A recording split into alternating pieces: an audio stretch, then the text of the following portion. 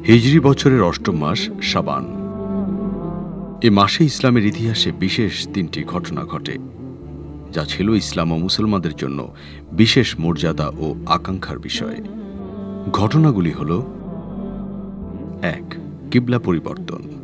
কিবলা পরিবর্তন ইসলামের ইতিহাসের সেরা ঘটনা। মদিনায় হিজরতের ১৬ মাস পরের এবং বদরের যুদ্ধের মাত্র ২ মাস আগের ঘটনা এটি। আকাঙ্ক্ষিত বরকতময় মুহূর্ত ছিল দ্বিতীয় হিজরি সনের শাবান মাস। মদিনা থেকে একটু দূরের একটি মসজিদে রাসূল সাল্লাল্লাহু আলাইহি ওয়াসাল্লাম সাহাবাদের নিয়ে বাইতুল মুকাদ্দাসের দিকে ফিরে জোহরের নামাজ আদায় করছিলেন। নবীজি নামাজে থাকাকালীন সময়ে আল্লাহ তাআলা কুরআনের আয়াত নাজিল করে কিবলা পরিবর্তনের নির্দেশ দেন। আল্লাহ তাআলা বলেন, নিশ্চয়ই আমি তোমাকে বারবার আকাশের দিকে তাকাতে দেখি, অতএব অবশ্যই আমি তোমাকে সেই কিবলার দিকে ঘুরিয়ে দেব যাকে তুমি পছন্দ করো। এখন তুমি মসজিদুল হারামের দিকে মুখ করো এবং তোমরা যেখানেই থাকো সেদিকেই মুখ করো। সূরা বাকারা আয়াত ১৪৪। এ কারণেই শাবান মাস একদিকে যেমন মুসলিম স্বাতন্ত্র্য ও ইসলামী ঐক্যের মাস, অন্যদিকে তেমনি কাবা শরীফ কেন্দ্রিক মুসলিম জাতীয়তা ও ভ্রাতৃত্ববোধে উজ্জীবিত হওয়ার মাস। যে মসজিদটিতে এ ঘটনা ঘটেছিল সেটি হল মসজিদে কিবলাতাইন। হজ ও উমরা পালনকারীরা আজও সে মসজিদ জিয়ারত করেন, নামাজ পড়েন। মসজিদটির ২টি মিহরাব বিপরীতমুখী। ২. নবীজির প্রতি দরুদ পড়ার নির্দেশ। রাসূল সাল্লাল্লাহু আলাইহি ওয়াসাল্লামের প্রতি দরুদ পাঠের নির্দেশ দেওয়ার অসাধারণ আয়াতটি এ শাবান মাসেই অবতীর্ণ হয়।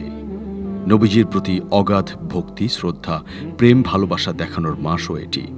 এ মাসেই রাসূল সাল্লাল্লাহু আলাইহি ওয়াসাল্লাম সবচেয়ে বেশি নফল ইবাদত বন্দেগী করতেন।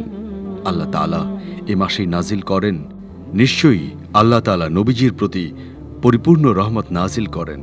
ফেরেশতারা নবীজির জন্য রহমত কামনা করেন। হে মুমিনগণ, তোমরাও তার প্রতি দরুদ পাঠ করো এবং যথাযথভাবে সালাম পেশ করো। সূরা আহজাব আয়াত ৫৬। ৩. রমজানের রোজা পালনের নির্দেশ। মদিনায় দ্বিতীয় হিজরির ১০ শাবান মুমিন মুসলমানের ওপর রমজানের রোজা ফরজ করা হয়। আল্লাহ তাআলা এ বিষয়ে আয়াত নাজিল করেন, রমজান মাস, এ মাসেই নাজিল করা হয়েছে পবিত্র কুরআন, মানুষের জন্য হেদায়াত, সৎপথের সুস্পষ্ট নিদর্শন এবং হক ও বাতিলের পার্থক্যকারী। অতএব তোমাদের মধ্যে যে ব্যক্তি এ মাস পাবে সে যেন এ মাসে রোজা পালন করে। তবে কেউ রোগাক্রান্ত হলে অথবা সফরে থাকলে এ সংখ্যা অন্য সময় পূরণ করবে।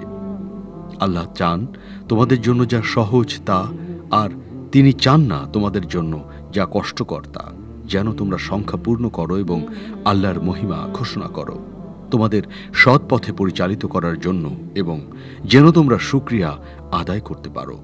সূরা বাকারা আয়াত ১৮৫। এরপর থেকেই মুসলিম উম্মার উপর পুরো রমজান মাস রোজা রাখা ফরজ হয়ে যায়।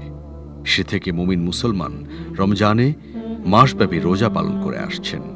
সুতরাং বিশেষ ৩টি ফজিলতপূর্ণ ঘটনার মাস শাবান।